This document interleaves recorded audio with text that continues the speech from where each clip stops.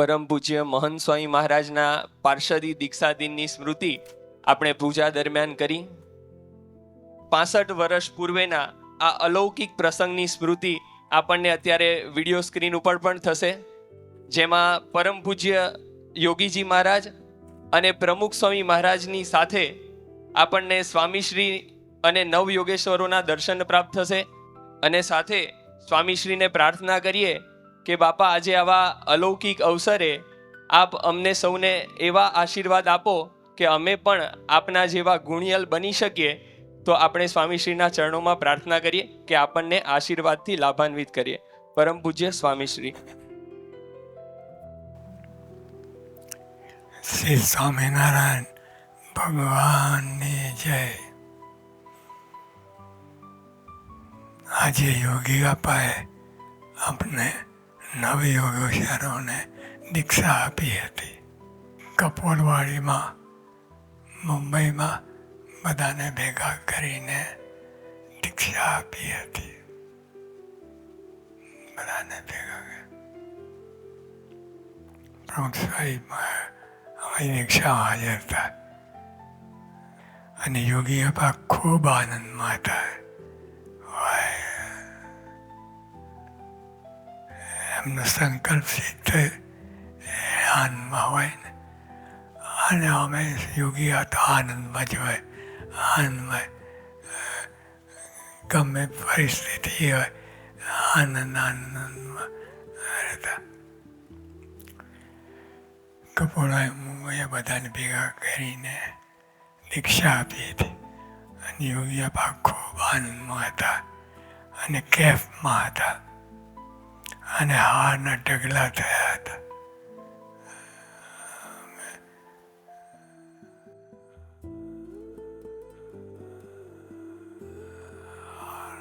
હારના ઢગલા થયા હતા.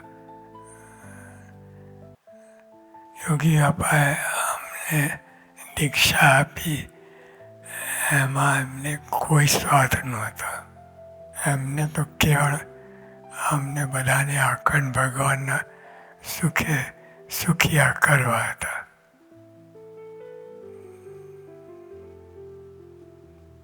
કોઈ સ્વાર્થ મારું તારું કાંઈ હતું નહીં, પણ અમને આગળ લઈ જવા હતા. કોઠારી બાપા, ત્યાગ વલ્લભ સ્વામી, ઈશ્વરચંદ સ્વામી, વિવેકસાગર સ્વામી પણ દીક્ષામાં ભેગા હતા. યોગી બાપા નિસ્વાર્થ પ્રેમ ને લઈને બધા ખેંચાયા હતા. કેવળ નિસ્વાર્થ પ્રેમ અને કોઈ કારણ મારું તારું કાંઈ જ નહોતું, પણ યોગી બાપા એવો પ્રેમ પદે પાથર્યો કે બધા ખેંચાય અને એમને રાજી કરવા દીક્ષા ગ્રહણ કરી. અને અમે પણ અમારે તો કોઈ મતલબ નહોતો, પણ યોગી બાપા પ્રેમ સામે પ્રેમ, નિસ્વાર્થ પ્રેમ અમે ખેંચાયા હતા. આપણે સૌએ પણ અંતરથી દીક્ષા લેવાની છે. આપણે સૌએ અંતરથી ઉપરથી નહીં, અંતરથી દીક્ષા લેવા અને સત્પુરુષને ખૂબ રાજી કરવાના છે.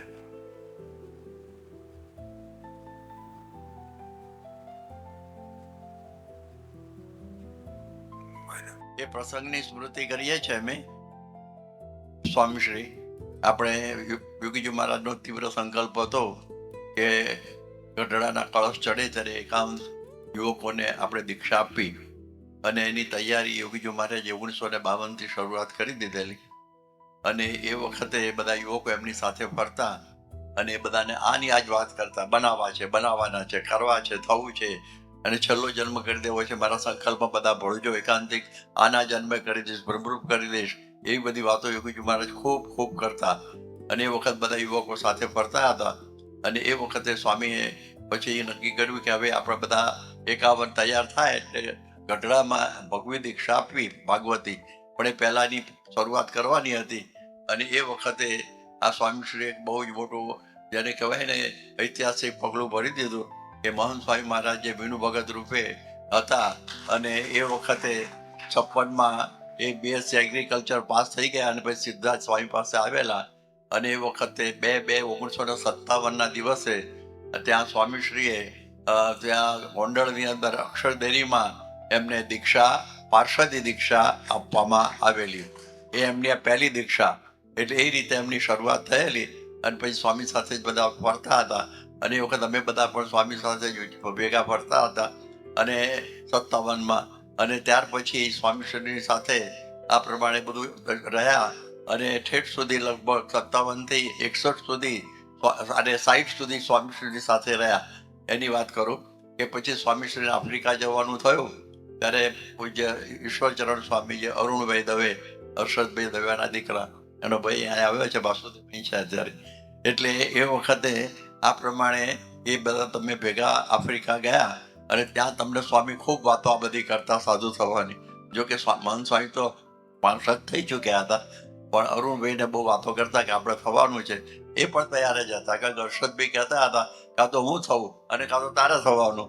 એટલે શાસ્ત્રી યોગી બાપા કે તમારું બીજું કામ છે અમારે, તમે અમારો, અમે અરુણને લઈ લઈશું. એટલે એ પણ BSc ફિઝિક્સ મેથ્સ સાથે ખાલસા કોલેજમાંથી, બોમ્બે યુનિવર્સિટીમાંથી થયેલા.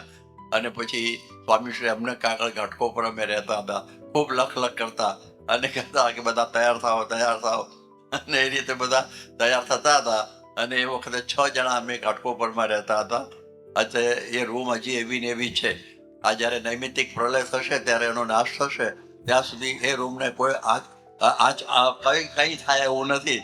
બધું બદલાઈ ગયું, આખું દુનિયા ઘાટકોટ પર બદલાઈ ગયું, પણ એની એ રૂમ, એનો એ કૂવો અને બધું હજી એવું ને એવું આજની તારીખે પણ છે.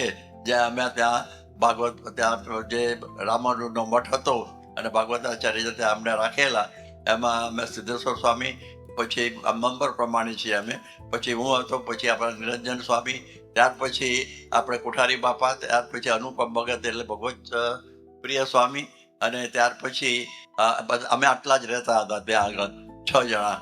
અને એ વખતે સ્વામીશ્રીએ નક્કી કરેલું કે મારે ભારતમાં આવીને આ બધાને દીક્ષા આપવી છે. એટલે સ્વામી 17મી જૂન 1960 સ્વામી મુંબઈમાં આવ્યા અને કપોળવાડીમાં ઉતરેલા. અને એ વખતે પૂજ્ય ત્યાગ વલ્લભ સ્વામી જય હિન્દ કોલેજમાં ભણતા હતા, ઇન્ટર સાયન્સ પાસ કરી દીધેલું એમણે. એ પણ સ્વામીની નજરમાં હતા. અને સ્વામી એમને પણ કિરીટભાઈ છગનભાઈ પટેલના લગ્ન વખતે વાડીમાં હા પડાવી દીધેલી મુંબઈમાં, એટલે એ પણ તૈયાર હતા. અને એ વખતે ઈશ્વરચરણ સ્વામી તો ભેગા જ હતા અને અમે 6 તો તૈયાર જ હતા અને આપ હતા. એટલે પછી આપણને આ દિવસ આવ્યો એટલે સ્વામીએ નક્કી કર્યું કે આપણે અહીં જ દીક્ષા આપી દઈએ. એવી રીતે નક્કી કરીને જ આવેલા ત્યાંથી સ્વામી, આફ્રિકાથી જ, કે ભારત જઈને દીક્ષા આપી દેવી છે. એટલે અષાઢ સુદ નોમ અને અંગ્રેજી તારીખ પ્રમાણે 3/7/1900 એટલે આજનો દિવસ, આજના દિવસે પછી સ્વામીએ નક્કી કર્યું કે આપણે દીક્ષા આપવી. અને કપોળવાડીની અંદર રાત્રે બધો સમારંભ તો થયો બધો. અમારા કોઈ સગાવાલા હતા નહીં, જે ત્યાંના લોકલ હતા એ બરોબર છે, પણ સ્વામીએ કોઈ તમારે કંઈ જરૂર નહીં, બધા આપણે જ છીએ બધા સગાવાલામાં. એટલે અમે જ બધા, કોઠારી સ્વામી, હું અને બધા હતા. અને ત્યાર પછી આજના દિવસે ત્યાં કપોળવાડી, અત્યારે સ્વામી આખી તૂટી ગઈ, નીચે 0 લેવલ ઉપર આવી ગઈ, નવી બાંધવાના છે. એટલે એ કપોળવાડીમાં પહેલા માળે આપણે જઈએ તો સ્વામીના રૂમની બાજુમાં, અને પેલું જે ચોકઠું હતું જ્યાં સ્વામી સભા કરતા એની વચ્ચે ત્યાં આ બધું ગોઠવાયું. અમને બધાને મુંડન પણ કરાયું. એક આપણા શિવશંકર મહારાજ હતા, અમને દીક્ષામાં ઓળખ્યા ને સ્વામી, એ શિવશંકર મહારાજ હતા. અને એ વખત સ્વામી બહુ કેમ્પમાં હતા સવારે. અને પછી અમને બધાને ત્યાં એક પછી દીક્ષા આપવાનું કર્યું શરૂ. અને બધાને આવી રીતે દીક્ષા આપી, જનોઈ બધી પહેરાવી. મહંત સ્વામીને બીજી દીક્ષા થઈ. એ વખત એકલિયાથી બેકલિયા થયા. અને આ પ્રમાણે અમારા મુખ્ય મહંત તરીકે ત્યાંથી નક્કી થયા. અને કોઠારી સ્વામી અમારા કોઠારી, કારણ કે ઘાટકોપરમાં હતા ત્યારથી જ અમારી ખબર રાખતા. લીંબુ મંગાવવાનું હોય, દાંતણ મંગાવવાનું હોય તો 5 રૂપિયા મહિનાના એમને મળતા આપતા. ત્યાંથી એમાં બધું ચલાવતા હતા કોઠારી બાપા. અને પછી અમને દીક્ષા આપી અને ત્યાર પછી સ્વામીશ્રીએ કહ્યું કે આજે ઘાટકો પર પાછા જાઓ અને આજથી દાણા પાડના શરૂ કરી દો. અમે બધા ત્યાંથી, અને બાપા સાંજે ત્યાંથી અટલાદરા તરફ જન્માષ્ટમી અને જે અષાઢ સુદ નોમના દિવસે ત્યાંથી નીકળ્યા અમરવાળો જવા. એટલે આવો એક દિવ્ય હમણાં સ્વામીએ કહ્યું ને કે એ વખતે આખી ફૂલ ગલી ખાલી થઈ ગયેલી, બધા હાર બધા હરિભક્તો ખૂબ લાવેલા. હમણાં જ બધા મોટો ઢગલો થઈ ગયેલો, કારણ કે સંપ્રદાયમાં આવી દીક્ષા પહેલી વખત થતી હતી યોગી બાપાના સંકલ્પે. એટલે 51 જે બનાવવાના હતા એની આ શરૂઆત આ રીતે અહીંયા આગળ થઈ ને ધીરે ધીરે ધીરે ધીરે ધીરે 51ની સંખ્યા થઈ અને ગઢપુરની અંદર ભાગવતી દીક્ષા બધાને આપવામાં આવી. સ્વામીએ કહ્યું ને, હવે સ્વામી તમે આપ બોલ્યા તો અમારા માટે સમજવાનું કે આ તો ઉપરની દીક્ષા તો આપી, પણ તમે આપે હમણાં જ કહ્યું ને અંતરની દીક્ષા એ પછી રહી ના જાય, ખ્યાલ રાખજો.